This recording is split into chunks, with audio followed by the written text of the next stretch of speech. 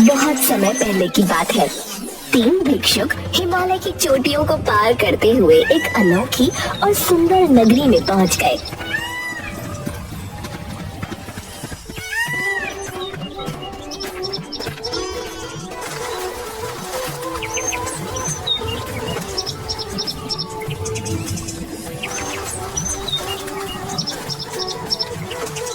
ये नगरी तो देखने में बहुत ही सुंदर मालूम पड़ रही है। आपने बिल्कुल सही कहा गुरुजी। इतनी सुंदर नगरी तो मैंने सिर्फ सपनों में देखी है। गुरुजी, भिक्षा मांगते मांगते आप तो हमें हिमालय की चोटियों तक ले आए। मुझे तो लग रहा था कि हम तीनों ठंड से हिमालय में ही जमकर रह जाएंगे। ये जरूर ईश्वर की ओर से हमारे लिए पुरस्कार है गुरुजी। प्रेमपाल, हम सिर्फ भिक्षुक ही नहीं बल्कि मार्गदर्शक भी हैं। पहले जाकर हमें इस सुंदर नगरी को देखना चाहिए। गुरुजी प्रेमपाल और वीरपाल को लेकर उस सुंदर नगरी में चले जाते हैं, जहाँ पर बहुत अच्छे अच्छे सुंदर घर बने होते हैं और वहाँ सभी व्यक्ति बस अपना काम करने में लीन होते हैं। पता नहीं, मुझे इस नगरी में कुछ अजीब सा लग रहा है। ये कैसी बातें कर रहे हैं गुरुजी?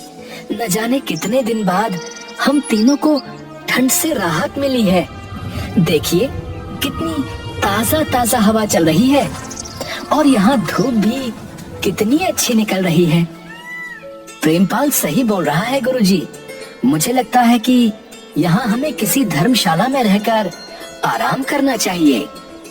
वीरपाल, हम भिक्षुक हैं, कोई व्यापारी नहीं जो हम धर्मशाला में बैठकर आराम करेंगे। मैं वहाँ उस टीले पर जा रहा हूँ। तुम दोनों अलग अलग दिशा में बट जाओ और शाम तक मुझे पता करके बताओ कि इस नगरी में लोगों का स्वभाव कैसा है। क्या ये नगरी कुछ दिन रुकने के काबिल है भी या नहीं? गुरुजी के आदेश पर प्रेमपाल और वीरपाल अलग अलग दिशाओं में चले जाते हैं। वीरपाल नगरी में घूमने लगता है। इस नगरी में तो बहुत ही स्वादिष्ट व्यंजनों की महक आ रही है। आहा, और मुझे भूख भी बहुत ज्यादा लग रही है। मुझे जरूर कोई अपने लिए भोजनालय तलाशना होगा। हाँ। वीरपाल भोजनालय को तलाशने लगता है।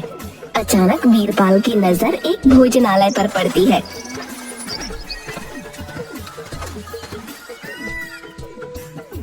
कुछ खाने को मिलेगा? कौन हो तुम? इस नगरी में तुम्हारी आवाज मैं पहली बार सुन रहा हूँ।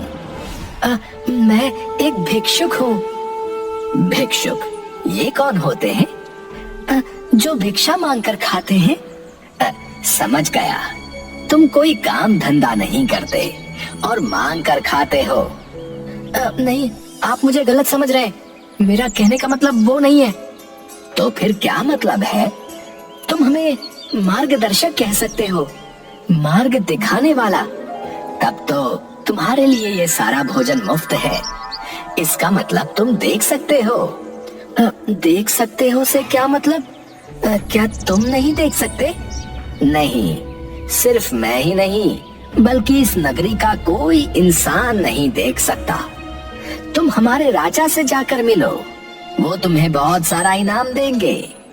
इस नगरी में तुम किसी से भी बोल देना कि तुम मार्गदर्शक हो, वो तुम्हें मुफ्त में भोजन, कपड़े, मकान, यहाँ तक कि सुंदर कन्या से तुम्हारा विवाह भी कर देंगे।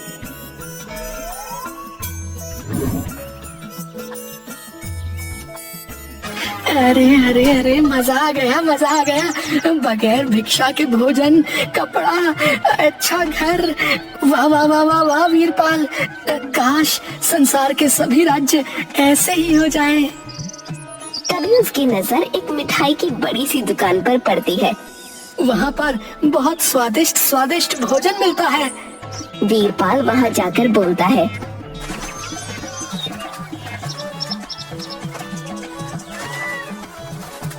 अरे ये मिठाई तो बहुत ही स्वादिष्ट मालूम पड़ रही है। यह मिठाई मेरी पत्नी ने अपने हाथों से बनाई है। मेरे हाथों की बनाई हुई मिठाई जो है इस नगरी में प्रसिद्ध है भैया। क्या तुम मुझे मिठाई दे सकते हो? बिल्कुल दे सकता हूँ, अगर तुम्हारे पास इसे खरीदने के लिए मुद्राएं हैं तो।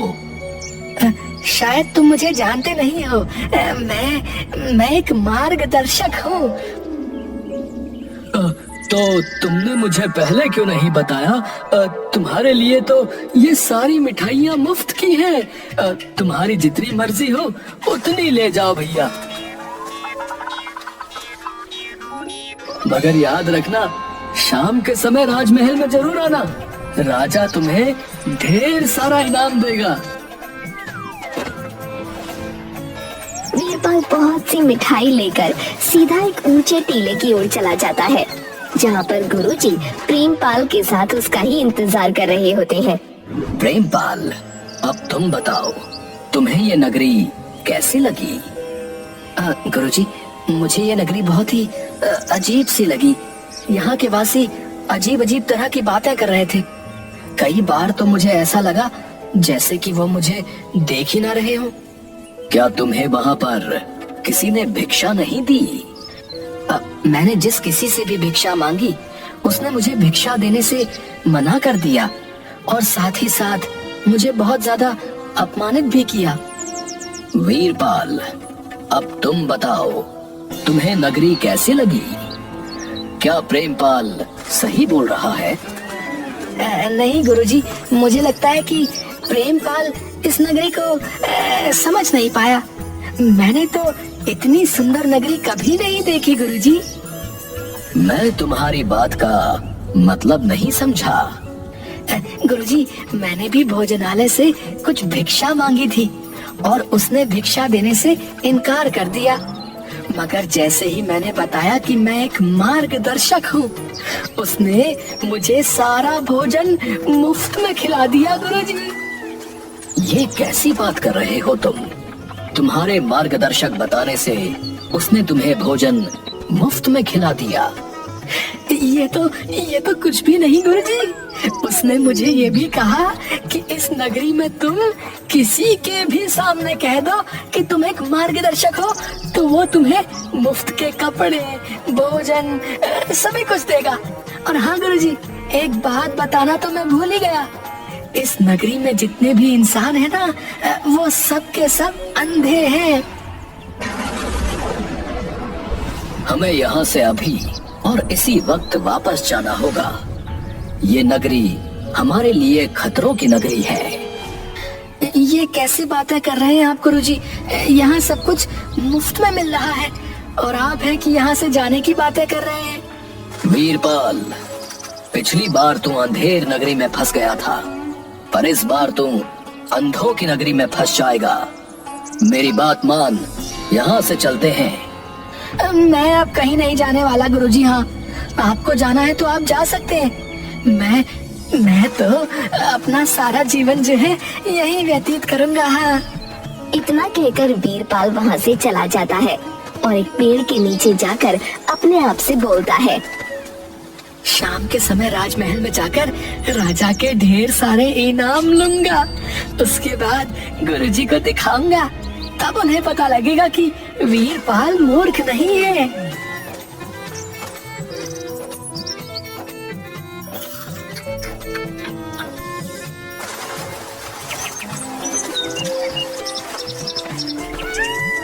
शाम के समय वीरपाल महल चला जाता है, जहाँ वो देखता है कि उस नगरी के बहुत से वासी वहाँ पर पहले से जमा थे। तुम कौन हो? मैं एक मार्गदर्शक हूँ महाराज। आपकी प्रजा ने मुझे बताया कि आप मार्गदर्शकों को बहुत से इनाम देते हैं। तो तुम इनाम लेने के लिए यहाँ पर आए हो? क्यों नहीं, आओ आओ, पहले हमारा न्याय देखो। अरे, इतना सम्मान तो मुझे कहीं भी नहीं मिला। ये राजमहल कितना सुंदर है और उससे कहीं अधिक सुंदर तो इस राजा का दिल है। मेरी तो हो गई बल्ले बल्ले। कुछ देर बाद राजा के महल में एक बूढ़ा व्यक्ति आता है। महाराज, मैं कपड़ों का कारीगर हूँ, कंबल बनाता हूँ और कंबल बनाकर बेचता हूँ।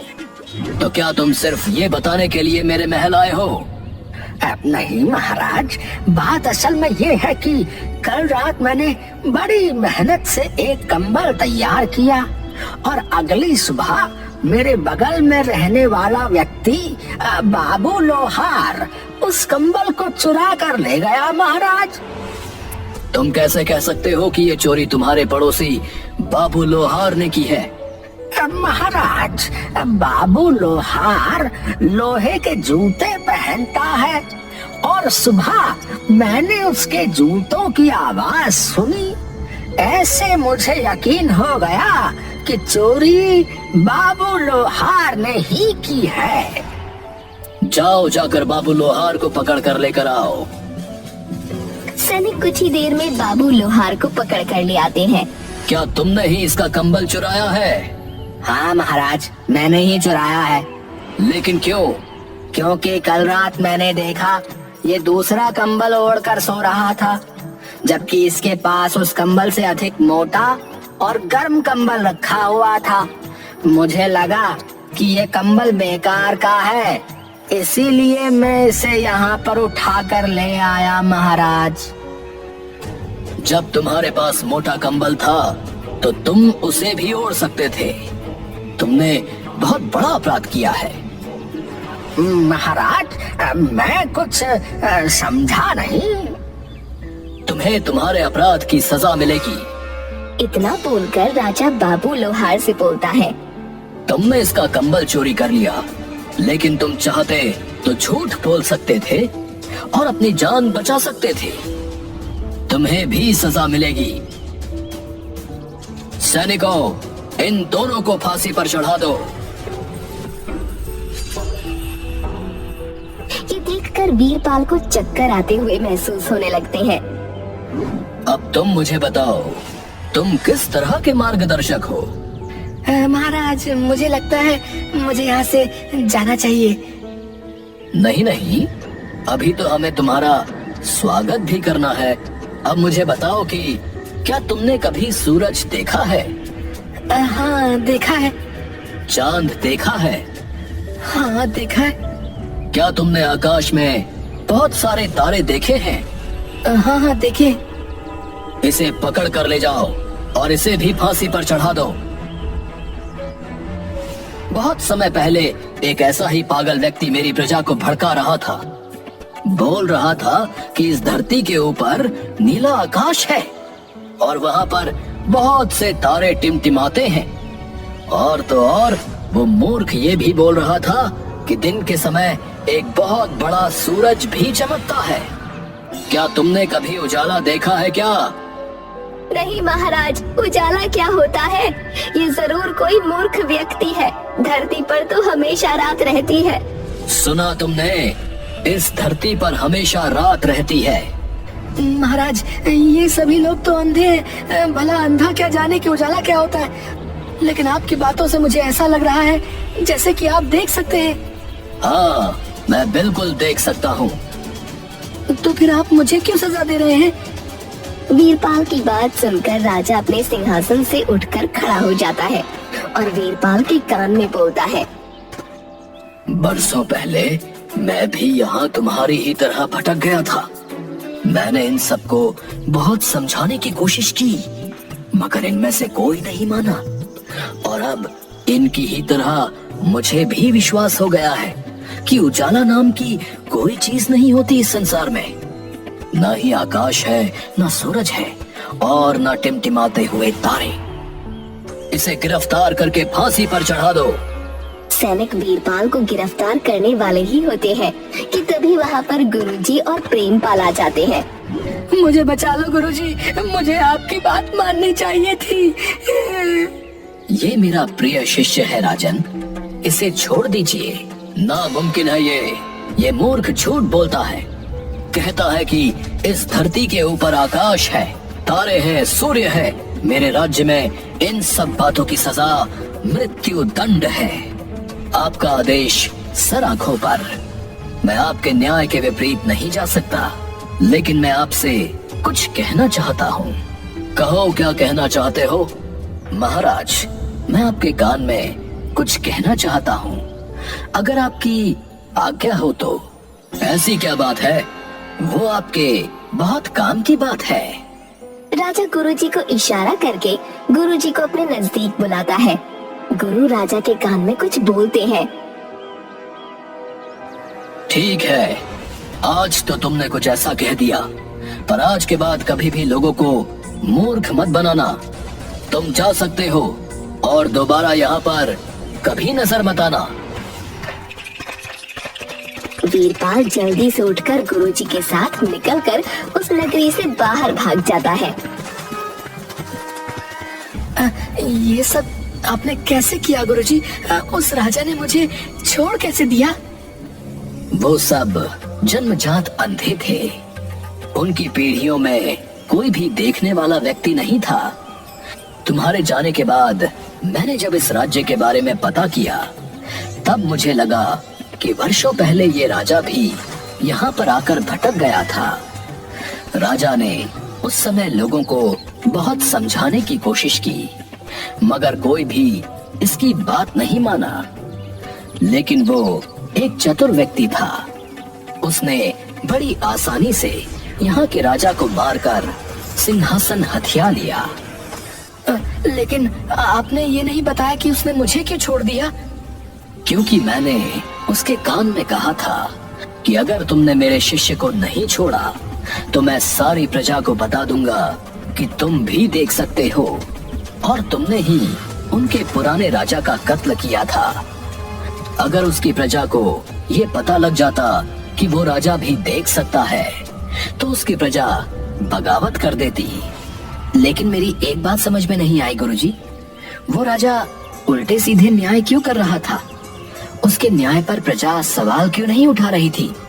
क्योंकि उन्हें लगता है कि न्याय यही है, राजा का न्याय सर्वोत्तम है। इसलिए मैंने प्रेमपाल से कहा था कि नगरी हमारे लिए खतरे से खाली नहीं। गुरुजी महाराज, अब मैं आपकी बात कभी नहीं टालूंगा। राम राम राम राम, अंधी प्रजा पागल राजा। सभी मुस्कुराने लगते हैं।